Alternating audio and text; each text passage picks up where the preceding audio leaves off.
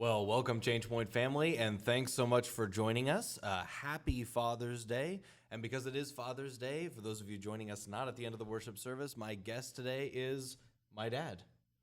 Good to be with you, Tony. Happy Father's Day, Dad. Tink you. Same to you. And happy Grandfather's Day. That's right. You've graduated at this point. So I'm not just being cute to have my dad on as our guest on Father's Day. You actually have quite the hobby as... Well, it's not a hobby. It's an avocation, I guess. So I've written some books on men's and men's issues, and that's what we're here to talk about today. Yeah, so tell us a little bit about your background in men and male spirituality. Yeah, so in 2005, actually in 2004, I had a conversation with Dan Jarrell, and he encouraged me to write this book, Why Men Hate Going to Church. And so this kind of set me off into the world of men's ministry and men's issues in the church. And the book's done very well. It's sold almost 200,000 copies. It's been translated into 12 languages. And most encouraging, it's being used in seminaries and to train pastors on how to become better at reaching men in the church. Well, so let's just dive straight in there. Do men really hate going to church? Well, it's true. Men don't hate God. They don't hate Jesus. What they hate is the actual mechanics of going to church. The average church in North America draws an adult crowd that's 61% female and just 39% male. And you'll recall when you were about 12 or 13, we moved from a traditional church here in town to ChangePoint, which was called Grace Community at the time. One of the reasons we did that is because this church has always been very effective at reaching men. And I felt like Grace Community and now ChangePoint does a really good job talking to men, speaking men's language. You see a lot of men coming and attending, and but with most churches, that's not the case. As churches age, they lose their men, and it kind of becomes a church of grandmas. And so, that really didn't interest me too much as a 40-year-old man. And I saw, actually, in your life, you needed the presence of men that you could look up to, spiritual mentors, leaders. And so we made the decision to come over here to ChangePoint, and we haven't regretted it. We've been here 20 years now. It's 20 years this summer that we've been attending here, been members here, and it's really benefited us spiritually a lot. And you work here now. It's just been it's a great story. It is a good story. So you said it's the kind of the mechanics of how we do church that men are not interested in engaging in. Yeah. I mean, can you dive into that a little bit? What do you mean specifically? Well, a lot of the emphasis is on things that are a little like when we say what makes a good churchgoer. It's a person who's verbal, sensitive, studious, for reading books, reading aloud in Bible studies. A lot of the things that we ask men to do, women tend to be a little more skilled at. And here's the thing about men: if we can't win, we don't want to play. You've heard of Tiger Woods. When I was a young man, I briefly took up the game of golf. I was no Tiger Woods. I spent most of the time in the woods, looking for my ball. So I did what men do. I kind of quit playing golf, and I think that's kind of what happens in church. At a young age, boys go to Sunday school. They have to sit still. They have to read. They have to listen. And the girl sitting next to them is a lot better at those things. And so boys tend to feel that church is for girls. And we see a huge attrition of boys starting in the junior high age. They just stop going to church. I mean, you're kind of coming into this era right now with your boys. It's going to be a touch and go situation where boys are feeling like hey, church maybe isn't for me, maybe it's for girls. And so that's one of the things that we work on at my ministry, Church for Men, is trying to help churches become more welcoming to boys. Our church does a terrific job with boys in our children's program, that Adventureland. The kids come in here and the boys just love it. And then they have a great program for the sixth graders, Due North. They still have Due North, right? Of course. Yeah. Oh, yeah. Yeah, it's been terrific for boys coming through here. And then, of course, the youth programs here, very good at reaching boys. So, if you go to ChangePoint and you know kids that are in that age, you should definitely get them involved in these programs because they're actually very, very good for the boys. And, it's great that we're open to kids from all different churches or even no church background at all. It's really a great way to get them introduced to Jesus. I've got to do a plug for the program on my hat. Every week I wear this hat on the stream. This hat is from the Raising a Modern Day Night program. Which is another thing specifically for fathers and sons, for young boys. It's a program born out of a book by Robert Lewis of the same name, and it's a community of fathers setting each other up to win with their sons. And they do an annual trip every spring. There's kind of a season running up to that where we walk you through how to talk to your son about important issues. And then we take them in the woods. And it's been tremendously helpful to me and my first son, at least. We're only beginning our journey. But Modern Day Nights program, more information about that online. Yeah. What you're saying about boys and getting boys and men into the church is very different from kind of what I read online, right? The conversation around this is really the other direction. The church is too male dominated and needs to be opening doors to more women in leadership. The SBC is having a big conversation about this right now. Help me understand these two things together. What am I not putting together when I read this one story and this other? Well, if you're talking about the relatively thin stratum of leadership, yes, it is heavily male-dominated. But I've heard it said that the church is like an army of women with a few male generals. So the pulpit may be dominated by men, but the pews are dominated by women. And, that's a problem. When Jesus started the church, you'll recall he went out and found 6 men, 6 women, and he started a children's ministry, right? Absolutely. No, That's it's Mark not. chapter No, that's not what happened. That was a joke. When Jesus started the church, he went out and found 12 men, and he was trying to show us the foundational truth that you build the church on men. If you get men in the door, the women and kids usually follow. And so if you focus more on, and that's been the secret of many mega churches, is they have removed many of the barriers to male participation. And so the men come in, and once the men come in, you can't keep the women out because women are comforted worshiping in the presence of godly men. When the men leave, the church tends to lose a lot of its steam. And that's what we see in these older, dying churches. It's mainly older women keeping the church going. The men have gone. They're unable to attract young families. And so once a church becomes 70% female, you can write its obituary. So I'm not here to litigate whether we should have female pastors or female elders. But the point is that if you don't get the men right, the church won't grow. And that's been, as I said, that's been the secret of most growing churches is you focus on the guy. Saddleback started off 40 years ago targeting a mythical parishioner called Saddleback Sam. They intentionally went after that guy because they knew if they got the guy, they'd get the family in the deal. Willow Creek, same way. So the Acts 29 Church Planting Network focuses on the guy, not because the women are unimportant, but because they know the guy is the harder one to get. And if you get him in the door, you usually get the women and kids. It's just it's interesting to me. So many families now, though, don't have a guy to get. So what would you say to families like that or church leaders who are struggling with that balance? That's a great question. But again, if there are godly men in the room, single moms are going to want to bring their sons because they're looking for role models for their boys. I think a lot of single moms are tired. They know that they need their boys need to look up to and see godly men. And so, again, if you focus on men, if you create a church where men come, where men are enthusiastic participants rather than just kind of being dragged by their wives, dragged by the necktie, then you will also be offering a ministry that is compelling to single moms and to women who maybe don't have life partners. So what kind of, you've seen many men's ministries all over the nation. What kind of things do men's ministries specifically, what needs do they address in the hearts of men that are different from, how we'd speak to other parts of the church? Well, guys just need time together. They need ministry that specifically addresses their needs. We live in one of the most sexualized cultures that's ever existed. I mean, you can't go down to the mall. You can't turn on a TV. You can't pick up an iPad and not see images of beautiful women staring back at each other. So men need help dealing with sexual temptation. It's not that women don't, but men experience these things at a higher level. The average young man in his 20s has 20 times more testosterone than the average young woman. So he's going to experience sexual temptation at a level that a woman is not. So he needs help dealing with that. There's a huge churn in our economy right now. Certain jobs are disappearing. Other jobs are being replaced. Men need help navigating career, navigating their purpose in life. There's a lot of purposeless men out there right now who are struggling. And so men's ministries are coming all over are developing. When I first got into this in the 90s, there was hardly anything for men in the church. There was one book called Man in the Mirror, And that was, I tried to teach, and we started the Promise Keepers movement in the 90s. It's really, there's been this acceleration in ministries to men. Would it now be a good time to go through some of those resources? Yeah, absolutely. So, Okay, so we have a couple of websites that I just want to make you aware of.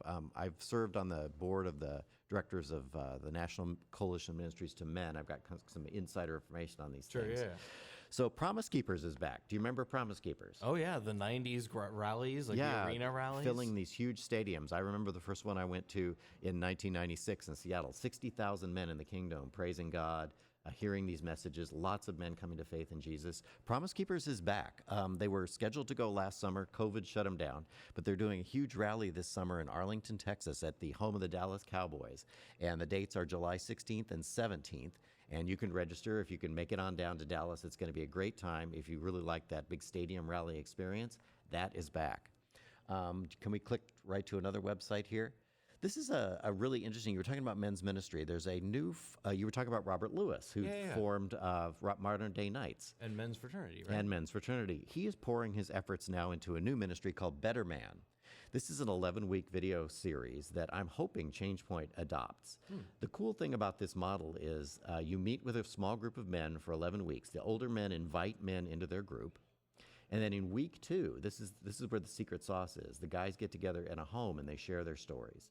And that's where the real power is, because most men have never shared their stories with another man. You know, we go to work, we hang out with guys all day, but we never really talk about the things that are important to us. And so Better Man is really kind of beginning to take the world by storm, and I'm really excited to hopefully that we'll start seeing some Better Man chapters here in Alaska. If you're a man who's motivated and you want to mentor or disciple other men, you can check this website out at betterman.com. One more men's opportunity that I wanted to bring to your attention, and this is really exciting. The Kendrick brothers, you've seen some of their films, War Room and Facing the Giants. And yeah, they're taking the quality up, right? Courageous. Yeah. They're definitely improving the quality of Christian films. Well, the Kendrick brothers did a documentary, produced a documentary that is now finished. It's going to be releasing in theaters in September through Sony Pictures, and it's called Show Me the Father. And they actually interviewed me for this. I don't think I made the final cut, but I was one of the people that got to talk about my dad during the filming. And Show Me the Father hits the theaters September 10th. So what is it? It's a documentary about fatherhood, and I have a screener copy that I get to watch. I've been really busy this week, haven't had a chance to watch it, but I'm hearing amazing things about this documentary. And there's a tremendous evangelistic opportunity with it as well. So this will be coming in September. I'm sure it'll be coming to a theater in Anchorage. So men, we should be thinking about other men that you'd want to invite to see this film, and then there'll be guided discussion afterwards. And it's going to be a great opportunity for men to talk about their father wounds and different issues that they face with their fathers. So, you know, it is often difficult as men to find an appropriate context for, you were talking about sharing your story or confronting father wounds, things like that. I mean, where would you even do that? No, you have to be intentional about it. And that's one area that the church is really stepping into in a bold way. We're in the soul repair business. You know, the church God is in the soul repair business. Well, but we're in the introductions business. We're the guys with the wrench. You know, I mean, God calls us to do this work. Yeah, and we do it under the power of the Holy Spirit.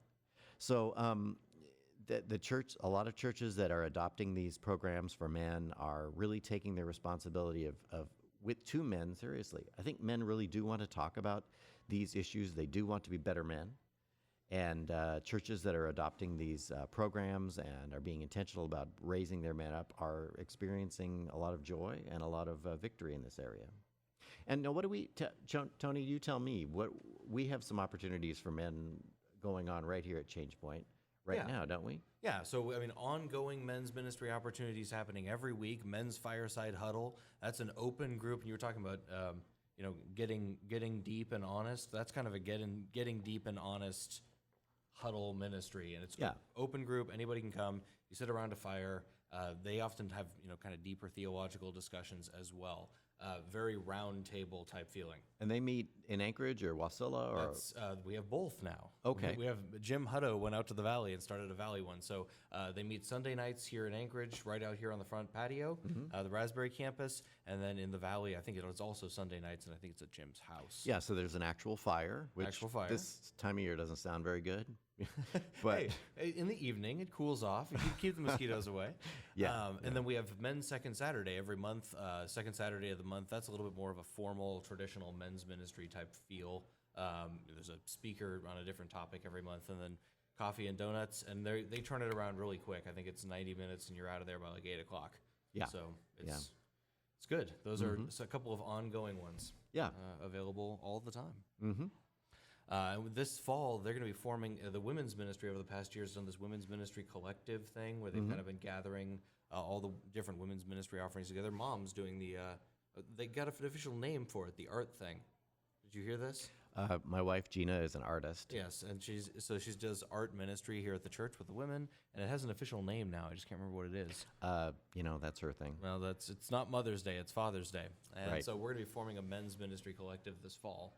Oh, we are? Yeah, we're going to be pooling those things together and forming a men's ministry collective. That's great. Yeah. Just making this stuff easier to access and easier to get to. Mm-hmm. So you got more than one book there. Yes. What you want to go through real quick? What do you got going on? Okay, so Why Men Hate Going to the Church is the first book I wrote, and then I followed with How Women Help Men Find God. And I actually spoke about this here to the women's group a few years ago, back when Gwen Adams was the leader. What Your Husband Isn't Telling You. This is all the things you wish you could tell your wife, but she would be mad. This one is a really fun book called The Map. I want to get this into your son's hands, Gabe. I think he's ready for this book now. Okay. This is the story. It's actually half written like a Tom Clancy novel, and it explains how do you balance the masculine and feminine sides of Jesus. You know, the same Jesus who wept over Jerusalem also overturned the tables. And we as men, we often struggle. We struggle with those two roles. When should we be lion? When should we be lamb? When do we fight, and when do we turn the other cheek? And so that's what The Map is about. And then my latest book is called Drowning in Screen Time. And the reason I wrote this is my day job is television producer and writer. And I'm just very concerned about what screen time is doing to us, especially in the wake of the pandemic. And we have so many men who are being lost in their screens, not just because of the content they watch, but the number of hours that they devote to screen time. You know, every spare moment they're on their phones, they're not present with their families. And I want to help men, and everybody reclaim real life. Oh, I feel it. There's that little dopamine hit when you see that notification on this. Somebody wants to tell me something. Right, or you're just waiting in line. I've found that I fill every little piece of time. You know, I'm like waiting for a hot dog at Costco. I'll just pull up my phone. That's time. I need entertainment for this 45 seconds I'm standing here. And that's time that we used to devote to just thinking about others, or daydreaming, or resting our brains, or prayer. The things we're supposed to be doing without ceasing, praying. Right. We don't pray without ceasing anymore. We pull out our phones. And so that's another reason I wrote this book. So this is one of my first questions on I don't feel the presence of God. I can't feel it. When someone tells me, I just don't feel the presence of God, I have no sense of God's presence with me. I say, how much time are you quiet and not doing anything else? Yeah. Oh, it's painful now. We've become so accustomed to constant stimulation. Oh, yeah, in the wake of the pandemic, I mean, that's how school was, right? You know, school was 8-10 hours a day on a screen, so we had to do everything through a screen. Interesting statistic. Pre-pandemic, Nielsen Media Research did a survey, and they found that the average North American spent 9 hours a day on their screens. Pre-pandemic. And that's not counting the times that we spend on screens for school and work. Literally, every spare moment, from the moment we wake up to the moment we go to bed, we were giving to our screens. And our screens are discipling us. I mean, they are the object of our worship. So we've got to be much more diligent about how we tear our eyes away from the screens, be present in the world, and be looking around for opportunities to pray for and support others.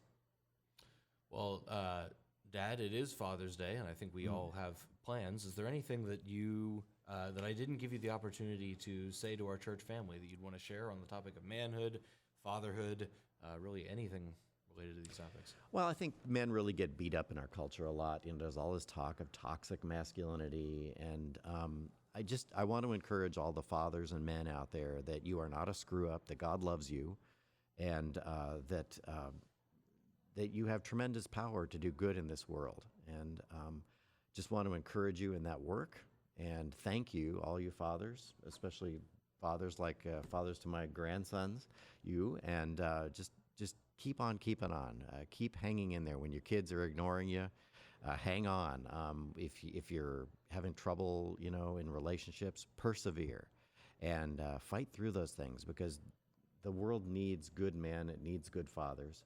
And everything is, the devil has arrayed a lot of discouraging things to discourage us men from doing the role that we're called to by God. And, we are under particular pressure and attack. And I think that men need to hang in there. And I just want to encourage men to do that. And, if I can ever be of any assistance, please let me know. You can reach out to me through davidmurrow.com, churchformen.com is my website, or, reach out to somebody here at the church. And, don't do this alone. When Jesus started his ministry, he didn't go out alone. What the first thing he did? He went out and found 12 dudes. And so please don't do life alone. Please surround yourself with good and godly men. If you have an opportunity this fall to get into a men's group, please do so. It's life-changing. It's great. Dad, happy Father's Day.